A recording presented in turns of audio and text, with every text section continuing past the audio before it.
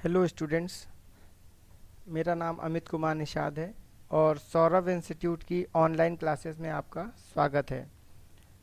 पिछली वीडियो में हम लोगों ने देखा था और सीखा था कि हम जो है टेबल में किस प्रकार से रो और कॉलम को इंसर्ट और डिलीट कर सकते हैं, या हम जो है इसमें किस प्रकार से सेल को इंसर्ट और डिलीट कर सकते हैं।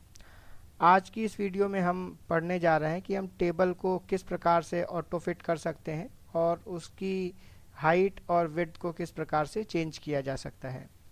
तो इसके लिए हम जो है वीडियो शुरू करते हैं। टेबल सबसे पहले आपको यहाँ पर बना लेनी है। जैसे कि हमारे पास यहाँ पर इस प्रकार से टेबल एक दी गई है और इस टेबल के अंदर हम जो है कर्सर को रखते हैं। यहाँ पर हमें लेआउट टैब के अंदर सेल साइज नाम का एक ग्रुप है। यहाँ पर आपको पहला ऑप्शन मिलता है ऑटो फिट। ऑटो फिट के अंदर आपको तीन ऑप्शंस मिलते हैं: auto fit content, auto fit window and fixed column width. सबसे पहले हम यहाँ पर ऑटो फिट कंटेंट की बात करते हैं।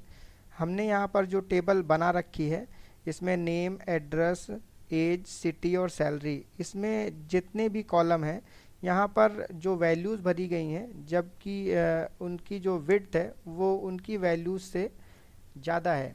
तो इसलिए जो विड्थ यहाँ पर ये एक्स्ट्रा दी गई है, यदि आप इस विड्थ को यहाँ से हटाना चाहते हैं तो इसके लिए हम यहाँ पर ऑटो फिट कंटेंट ऑप्शन को क्लिक करते हैं। तो जो भी हमने यहाँ पर एक्स्ट्रा स्पेस आ रही थी वो यहाँ से हट जाती है। इसके बाद आप यदि कोई मैटर में कंटेंट ऐड करते हैं तो हमारे यहाँ पर कॉलम की जो चौड़ाई है वो ऑटोमेटिक बढ़ती जाती है। इस प्रकार से जो है हम ऑटो फिट कंटेंट ऑप्शन को प्रयोग कर सकते हैं। दूसरे ऑप्शन पर चलते हैं। इसके दूसरा ऑप्शन का नाम है ऑटो फिट विंडो। इसका काम होता है टेबल में जो भी आपके वैल्यूज़ भरी गई हैं उनको टेबल को पूरे पेज की चौड़ाई के बराबर कर देना।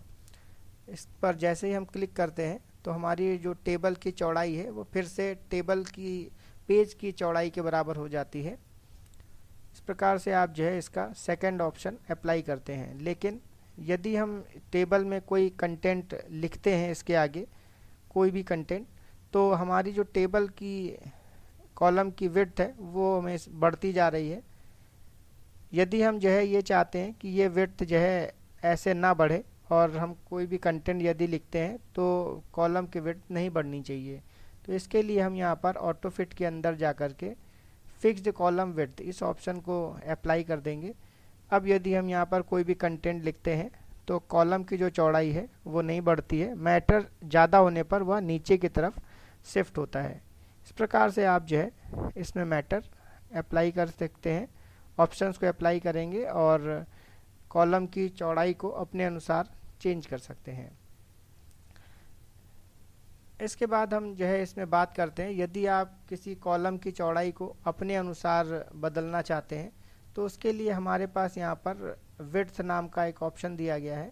जिस कॉलम की चौड़ाई को आपको बदलना है उस पर आपको कर्सर रखना है और इसके बाद यदि आप कॉलम की चौड़ाई को कम करना चाहते हैं तो ये जो वैल्यू लिखी है उसको आप घटाते जाते हैं, जिससे आपकी कॉलम की चौड़ाई कम होती जाती है। और जैसे जैसे आप इसको बढ़ाते जाएंगे कॉलम की चौड़ाई बढ़ती जाएगी। इस प्रकार से आप किसी भी कॉलम की चौड़ाई को कम या ज़्यादा कर सकते हैं।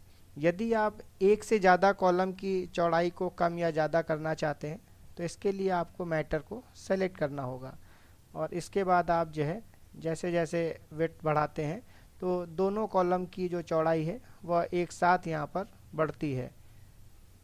घटाने पर दोनों कॉलम की चौड़ाई एक साथ घटेगी। इस प्रकार से आप जो है एक से ज़्यादा कॉलम को सेलेक्ट करके चौड़ाई को कम या ज़्यादा कर सकते हैं। यदि किसी रो की ऊंचाई आप जो है बदलना चाहते हैं तो उसके लिए आप रो पर कर्सर रखेंगे और यहाँ पर हाइट ऑप्शन दिया गया है। जैसे जैसे आप इसमें वैल्यू को बढ़ाते हैं वैसे वैसे रो की ऊंचाई बढ़ती जाएगी और जैसे जैसे आप वैल्यू को कम करते हैं रो की ऊंचाई घटती जाती है। प्रकार से हम यहाँ पर कुछ रो की ऊंचाई को जो है बढ़ा लेते हैं, जैसे हमने यहाँ पर ये कर लिया है। और आप देखेंगे यहाँ पर हमारी जो टेबल है उसमें जो रो की ऊंचाई है वो अलग अलग है और हम चाहते हैं कि सभी रो की जो ऊंचाई है वो एक साथ बराबर हो जाए, इक्वल हो जाए। तो इसके लिए आपको जो है यहाँ पर एक ऑप्शन दिया गया है डिस्ट्रीब्यूट रोज़। जैसे ही आप इस पर क्लिक करते हैं तो हमारी टेबल की जितनी भी रोज़ हैं सभी की ऊंचाई यहाँ पर बराबर हो जाती है। इसी प्रकार से हमारे पास जो टेबल है उसमें कॉलम दिए गए हैं, उनकी भी चौड़ाई अलग अलग है, और सभी कॉलम्स की चौड़ाई को बराबर करने के लिए यहाँ पर डिस्ट्रीब्यूट कॉलम ऑप्शन पर क्लिक करते हैं, जिससे हमारे सभी कॉलम्स की जो चौड़ाई है वो बराबर हो जाती है। इस प्रकार से आप जो है टेबल के कॉलम की विड्थ और हाइट को चेंज कर सकते हैं अपने अनुसार। इस वीडियो में इतना ही।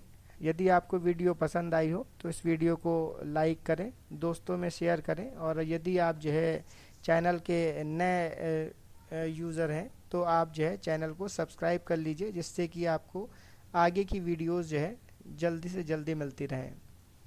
धन्यवाद।